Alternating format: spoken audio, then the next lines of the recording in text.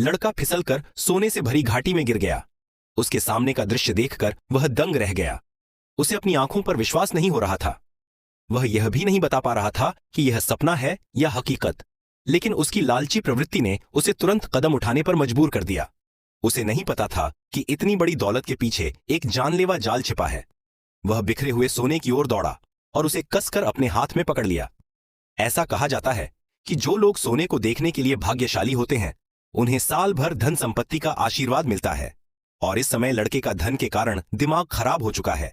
वह सोने को हाथ से जाने नहीं देना चाहता था। जब लड़का गर्मी में डूबा हुआ था, एक विशेष रूप से चमकदार रोशनी अचानक उसकी नजर में आई। वह बड़ी उत्सुकता से देखने गया। अप्रत्याशित रूप से उसके सामने का दृश्य उसे एक पल के लिए सिहर उठा, लेकिन उसे आश्चर्य इस बात का था कि अपार धन संपत्ति के सामने यह भयावहता बताने लायक भी नहीं थी। लड़के ने बिना किसी हिचकिचाहट के खोपड़ी को नीचे धकेल दिया, ऊपर से आकर्षक कंगन उतार लिया और फिर बिना किसी हिचकिचाहट के उसे अपने हाथ में पहन लिया। अप्रत्याशित रूप से अगले ही पल कुछ अजीब हुआ। उसके पीछे रखा सोने का खजाना अचानक धुएं के साथ उभरा, एक अदृश्य विशाल जाल की तरह, और चुपचाप उसकी ओर बढ़ रहा था।